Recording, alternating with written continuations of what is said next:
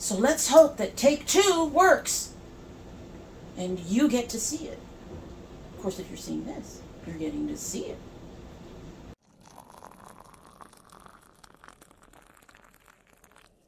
Alrighty, so why is this a take 2? I tried this recipe for English muffins before, and it kind of failed. There were no nooks and crannies in my muffins. Now, I did some reading up after I tried it, and everything flopped, and I figured out a few things that are a problem. One was me. I'm anxious. You are supposed to cook these on the stove top at first, but on a very low temperature so that the nooks and crannies can develop it. But there were some issues actually with the recipe itself. It only had one real rise. It had the dough rest. It didn't have it really rise until you made your muffins. And then nothing went in the oven, and muffins need to go in the oven apparently to help finish up creating and firming up the nooks and crannies. So I made adjustments to the recipe to attempt to do this again. So one of the first things I need to do is get my yeast going. The first thing for that is half a tablespoon of sugar and some water that's around 110 to 115. Mine's probably just a little bit lower. That should not affect this yeast too much. This yeast has actually been amazing. And then I need a teaspoon of yeast. Finally, a teaspoon. Had to find it. Alright, so I get the Fleischmann's Active Dry. That's what I prefer to work with. Or basically Active Dry. Kroger used to have little envelopes. But I find it much easier to deal with in these jars. And I seem to get a better yeast when I use it, as long as I use it in a timely manner. Alright, so I've got sugar in the water and yeast in the water. We're mixing that in so it's all mixed in. It's already starting to grow a little bit, but it's going to take it a minute to bloom. And then hopefully we'll get that nice foamy thing right here that we have seen before. I'm going to take, now, out of here. I'm going to do something else a little different too. This dough is actually not supposed to be manipulated too much. And so I'm going to use this really big ice cream scoop to create my my muffins.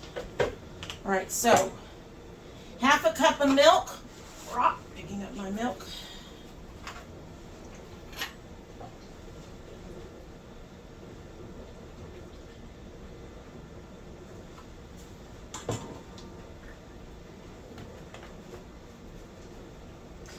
And then this is something I added. It shouldn't do too much to the recipe because I'm not adding a lot. But I'm adding a little bit of sour cream, about a tablespoon, give or take. And I'm adding that to my milk. This would be like creating your own buttermilk. You could use lemon juice to do that. But I found sour cream, or even better, non-fat Greek yogurt. Has that tanginess and adds just that touch of thickness and gives you just a bit of that soury taste. Alright, so we've got those mixed. And then I need to put in another half tablespoon of sugar. So we'll throw that in there.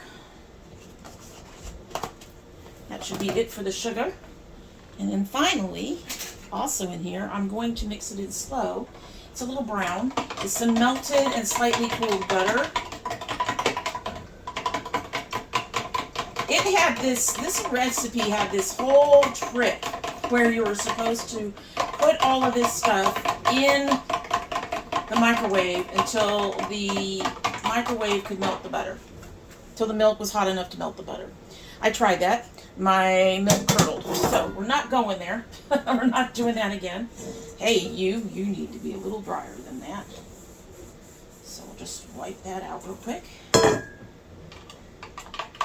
Yeah, I went a little too high on the butter. This is my bane, I guess. I like high temperatures.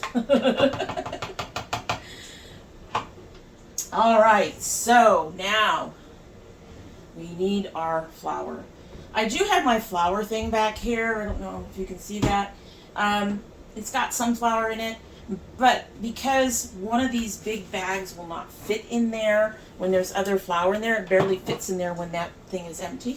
We're just going to take our flour out of the bag and open up the bag.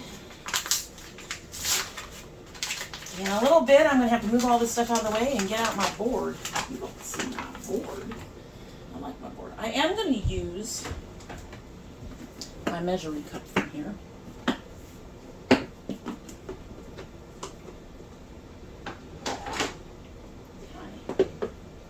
You know what? We're just going to go ahead and grab some of this. So this is 2 3/4 cups. So there's half. 1 teaspoon of salt. So I am just going to grab this half teaspoon and do that twice.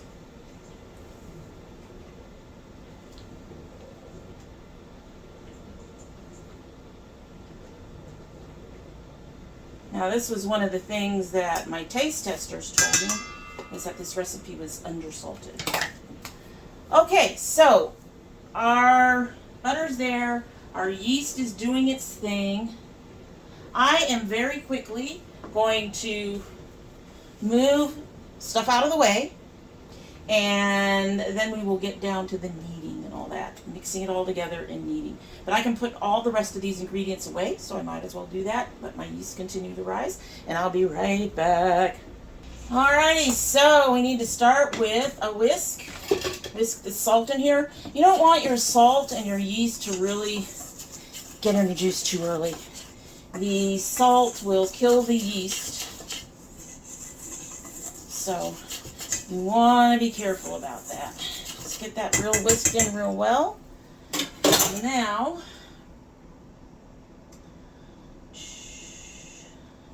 so we're going to pour this yeast mixture. You see we got a nice foamy head into our milk and butter and sugar. We're going to pour that in there, get that all mixed in. Oof, nice. Nice. Happy yeast. Yeast has a really interesting scent that tells you it's there. All right, so I'm actually pouring this into a well in my flour.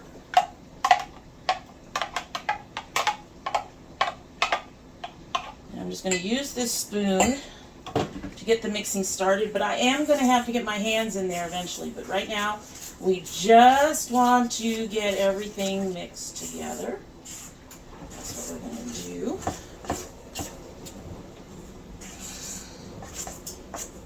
Doing it with the spoon first. I mean, the dough is going to be a little bit sticky anyway, but I find that I much prefer to use a spoon or a spatula or something to get things started to reduce the stickiness on my hands. So I am mixing it up, trying to get that all in there. But there's a point where you finally have to go, okay, it's time to do the dough with your hands. And again, I'm going to start in my bowl because there's still a lot of dried stuff in there. So we want to pick all of that up and make sure that's all in there. And it's getting sticky on my fingers anyway. That's fine. So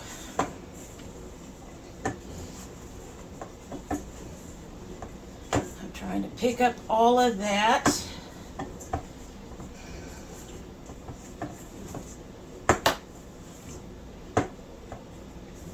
Okay, it's picking it almost all of it's up. Pretty much all of it's up. All that's going to be up is up. It's a bit sticky.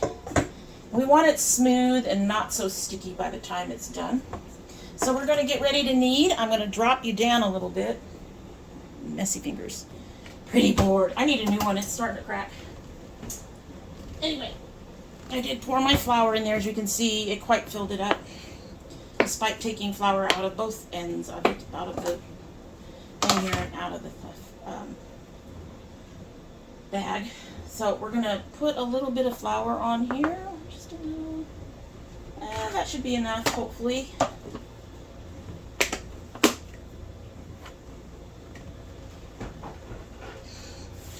spread that around.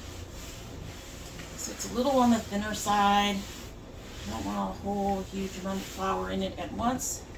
And we're going to take our bowl out, or our dough out of the bowl. Put it there. And I'm going to go ahead and make sure I've got flour over my fingers, even though these are sticky.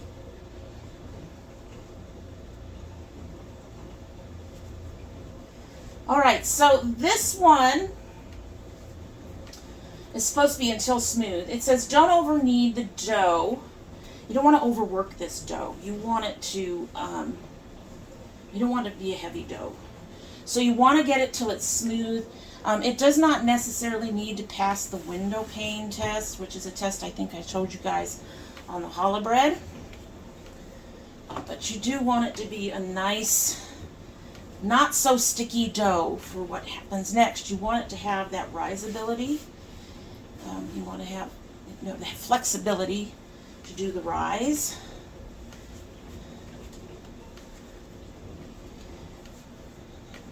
And we want to get rid of the stickiness.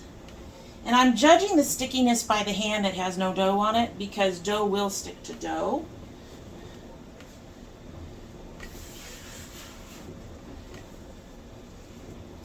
By the time we're done with this, because of the amount of flour we have to put on the board, it'll end up being probably a total of 3 cups of flour in this to get it where I want it to. I'm going to try to get some of this off my fingers. Get it in there. Get in there. Get in there. Now, I am not used to doing a dough that doesn't need like the window pane test, which is a test where you pull out a small amount of this, of the dough, and you spread it, and you keep spreading it, and your hope is to get a transparent section in here before it tears. This tore, so this one didn't pass the window pane test. But like I said, according to this, you do not want to over knead it. So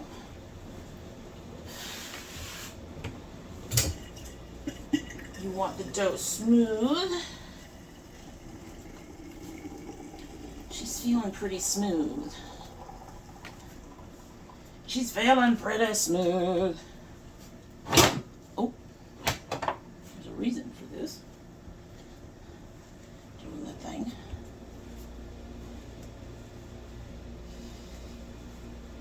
Okay. She's slightly sticky, but I think she'll be fine. Like I said, they don't want you to over knead anything. Alright, I'm going to reach around and get my other bowl. We are now going to prep this bowl for our first rise. Now, I think with the challah bread I put it on the stove, but I am baking muffins.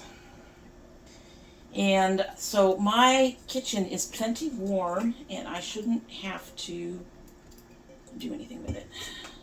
So I just put some oil in there. Olive oil is our preference around here. And I am wiping it around the bowl to get the whole bowl.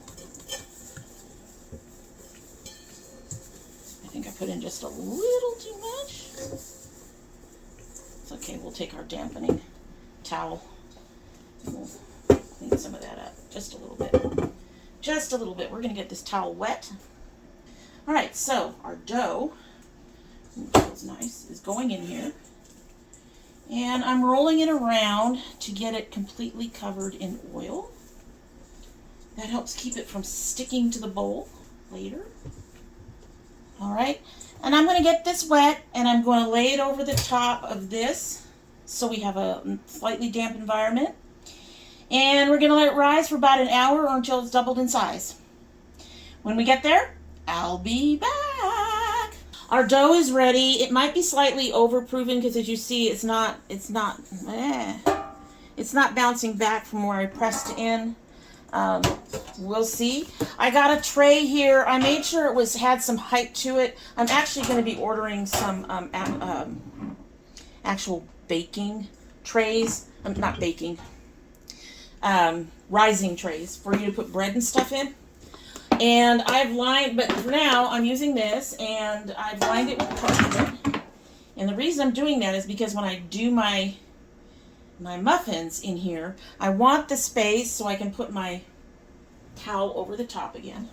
And I want the space to give them space to rise. I don't want the towel on them. So we're sprinkling some cornmeal on here. Set this aside. Oh, too much stuff. I still have too much stuff.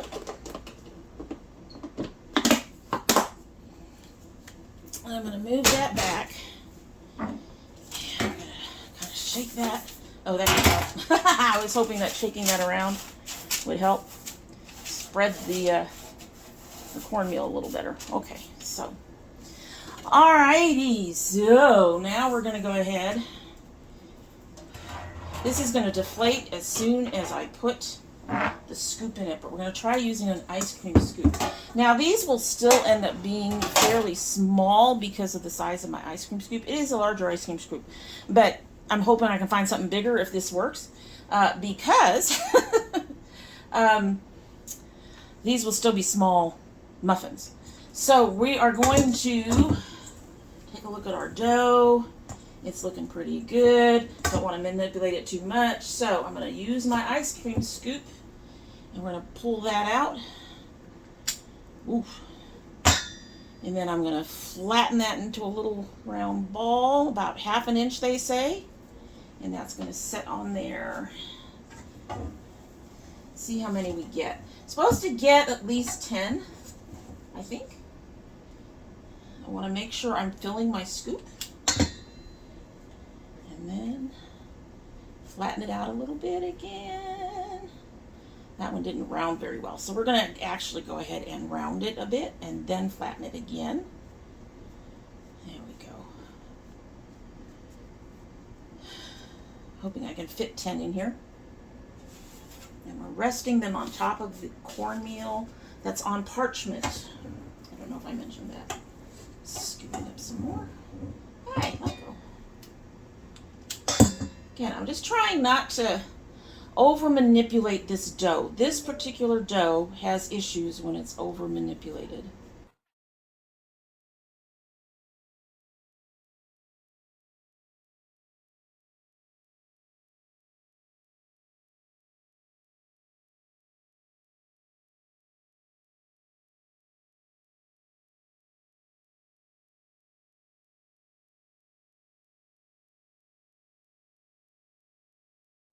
I think we're going to get 3 more out of here. So, 9? I can live with 9.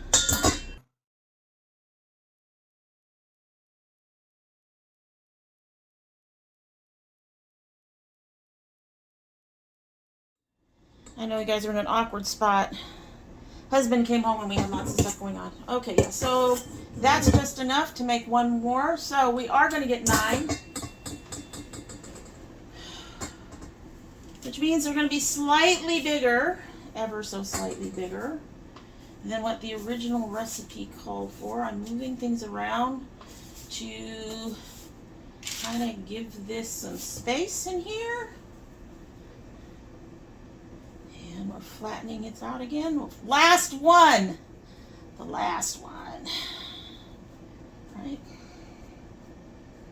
And it did take about an hour and a half to prove the first time. Like I said, I probably slightly overproved them. Let's hope that that's not going to be too much of a problem. Anyway, so now they're sitting in there. Let me lift y'all up. Oop. So now they're all sitting in there on top of their cornmeal. They're all nice and neat inside. They're flattened out. And we're going to put our towel back over the top, again, keeping them nice and damp. And this time, I am going to put them up on the stove. I did have to put them on the stove top towards the end. What are you doing? This is just a bit too small. I need a slightly bigger towel. Hold, please. I can get a slightly bigger towel. In fact, I have one, I think. All right, so this is going to go back on top of my stove when I get the actual improving containers that I'm looking for that I found. I won't need to use towels. I'll just put a lid on top and that'll work. So anyway, these need another 30 minutes or so to rise again, and we'll be back. All right, so these have risen. As you see, they kind of slid around and they sort of got into each other, but that's okay. They'll be fine. They'll be fine. They have doubled in size, which is one of the things I wanted to see. And I think we're going to have some really good, decent sized muffins from them. The cooking is another spot where I had some issues before. The English muffins need a slow cook on the stove to start. You want to get them very light to begin with, on a light, a very low cook. And I was using a regular, put some more cornmeal in there. Move that around a bit. That's around everywhere. So I had cooked them a little too fast so that the nooks and crannies couldn't develop. And then, of course, the second part of all that is they're supposed to go in the oven, which I didn't do because this particular recipe that I have finagled around didn't ask you to do. They said you could just bake them on the stovetop. I suppose there might be a recipe out there that actually works to do that. This one did not do that for me and give me the nooks and crannies. I want to make sure my temperature is fairly low. And then I'm going to transfer. Oh, they all look so good. Going to very carefully,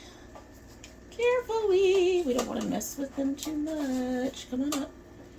Oh, you got kind of messed with, but we're going to put them, we're going to start them in the middle of my cast iron. And that's going to be the other nice thing about this is I don't have to transfer them again. So I'm putting 3 in the middle of my cast iron. And I'm going to do the slow cook. They cook for 2-3 minutes on one side, and you flip them and cook them for 2 to 3 minutes on the other on this very low cook. This is hard to do with this. Let's just use this. Bring it up. There we go. That's much easier. I'm going to put that right there. Again, I'm not trying to handle them too much. I want them to keep as much of the rise as possible. And when these when I flip them and they've been on the other side for about 2 minutes and they've browned up a bit, I'm going to put them on the outer edge and put the next 3 in. And then put those on the outer edge and put the next 3 in. And the reason I'm doing that is because this is a cast iron skillet which can go in the oven. So I want all of them to be in here for starters, and then they will go in the oven. But for now, we're going to have to wait. I will speed this all up for you when it comes time.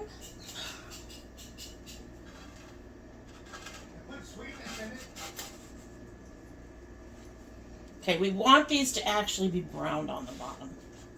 Stay there. I'm going to bring this up just a little bit. Little bit! I mean, before I had it like more towards medium, but on the high side of medium.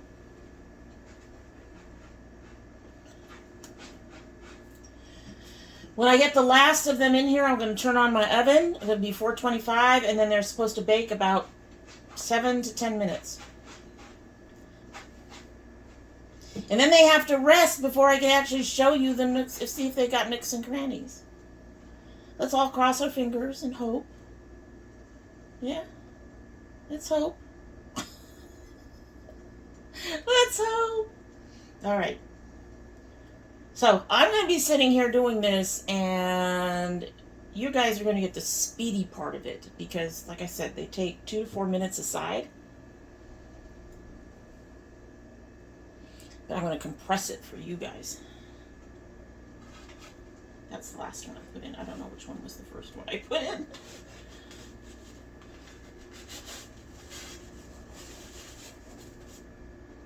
So, see that? That's not dark enough. I flipped it early. That was our first one. I'm going to let it sit, let the bottom sort of harden up, and then I'll put it back.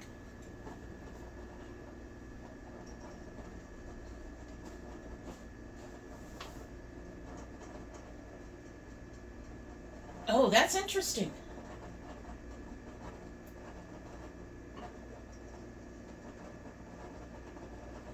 I think I can actually see it rising a little bit as it cooks on the second side. Ooh. Just a little bit. Wow. Okay, do you have a firm enough side for me to flip yet? Okay, yeah. All right, so keeping that there.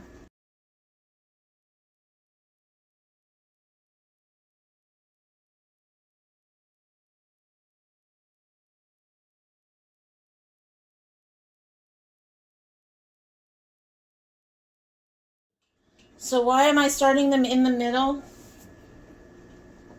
Because that's where most of my heat is. On the outer edges, there's no because this pan is so big, there's actually no burner reaching all the way out, and that may have gone up a little high.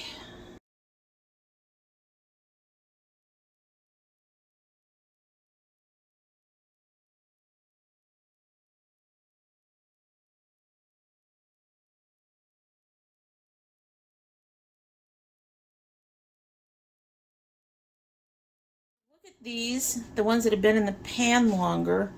Um, they're actually lifted up, and I was watching one over here cook, and I could actually see it starting to rise while it was cooking.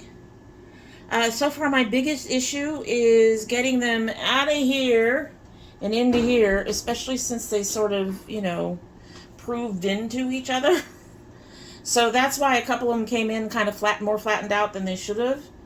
But they've re-risen it really well, and I'm really hoping that that means that I'm going to have some good nooks and crannies after they've been in the oven. They're looking pretty good. So I've got 2 more sitting. I'm trying to get these with some more color on them. They do not look like they are going to work on color, honestly. They look like they want to stay light.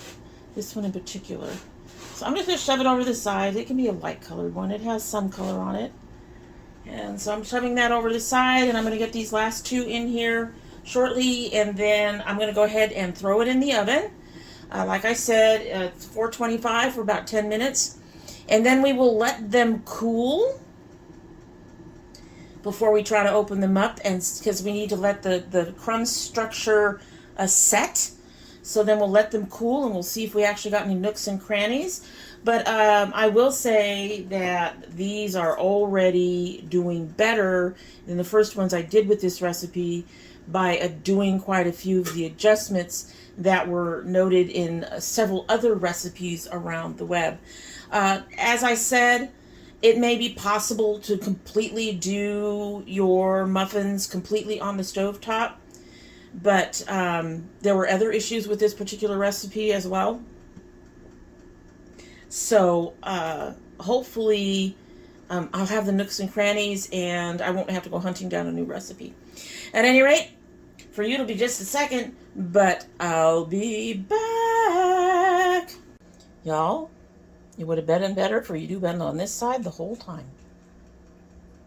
Lessons learned. So they're done, and they're cool. Well, they're still a little warm. They're looking pretty good. They actually have a nice little seam in there. Now, the other thing that I was told in all the research I did is you do not open them with a knife. You are supposed to fork split them. Fork it. Fork it. So, we are going to hope that we have nooks and crannies. If we don't have nooks and crannies, I'm going to cry. Fork it. So I'm very carefully just taking the fork in. Forking it. Repeatedly. He's in a mood. Can you tell he's in a mood? We are almost there.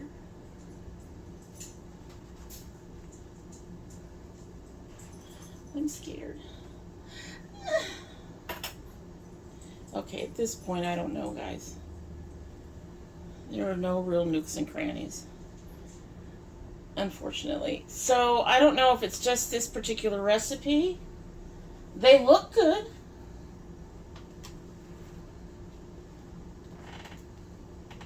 I did them slow. He's going to give it a taste. Tastes like an English muffin. Tastes like an English muffin. Yeah, it seems a little more bready. Touch more bready. Okay. Well, I have a few little holes in there. Just a few. It's too small. Okay, so I'm beginning to think maybe this is the recipe, because this is my second try with this recipe. So I might look around for another recipe. I don't know. You don't need any salt this time. No, I think I don't know. They just don't have the open structure that I'm used to. So hey folks, editing Domy here. I've thought about it, and I think a couple of different things might have contributed to not getting the nooks and crannies. The first one is I think I need a little bit more yeast. Just a little bit. So I'm going to add about half a teaspoon and see if that helps. Because I noticed some others that had other recipes that had between 3 and 4 cups of flour had 2 teaspoons of yeast. This one only had 1 teaspoon. So we're going to go up to 1.5 teaspoons and see if that helps a little bit. The other thing was that I think this particular dough, because of everything else going on in the house at the time when I was doing the video, I think that, I told you all it overproved the first time, and it's quite possible it overproved the second time. And then I struggled to get the muffins out of the bin that I had them in and onto the pan, and a couple of them collapsed during that time. Now, none of them came up with cooked nooks and crannies. I went ahead and fork split all of them, and none of them had nooks and crannies. But again, we're looking at the dough probably overproving and possibly needing a little bit more yeast. And I think just that the struggle I had picking them up out of the pan I was proving them in just contributed that, because a couple of them definitely collapsed in the process of trying to pull them from that pan and put them on the in the cast iron skillet. So those are a couple things I'm going to play around with. Hopefully one of these days I will be able to do successful nooks and crannies. But we are not going to do a third video about this. If you guys are curious, you can follow me on Facebook, and I am constantly showing pictures of my bakes and things over there. So if you're curious, you can follow me on Facebook, and just keep an eye out for the next time that I do English muffins. We like English muffins around here, so I do intend to do it again. The flavor was good, so that was nice. I just need to get the rest of it to get in line with being an English muffin rather than just a muffin. So yeah, we're gonna give that those couple of things a shot. Keep an eye on the proving, and in particular, because that, overproofed bread can end up dense and heavy. It can collapse in on itself, all kinds of things. So we're definitely going to keep an eye on those things, and hopefully we will have a much better time with our English muffins in the future. All right, I'm going to go back to editing, and we'll talk to you later. Bye. Alrighty, so that is it. We've tried the English muffin recipe twice. I'm disappointed that I don't have any nooks and crannies, but I'm not disappointed at the taste. Yeah. The flavor is good. If we toast it up, we can just go ahead and put butter on it and jam, and it'll be just fine. Really, they're edible. They're not terrible. So that's something too. Eggs and bacon. He's already dreaming of breakfast with my muffins, which is all I can ask for. If you have liked this video or any other kind of cooking that we've done around here, a little bit of makeup, a little bit of geeky stuff, this and that, gardening, we do a little bit of everything around here now. If you like any of that, we hope that you will go ahead and like the video and share and subscribe, comment down below, do all those things to help us with the YouTube algorithm. And in the meantime, that's it. Hope you have a good one. Bye. Don't fuck it up. I love my husband.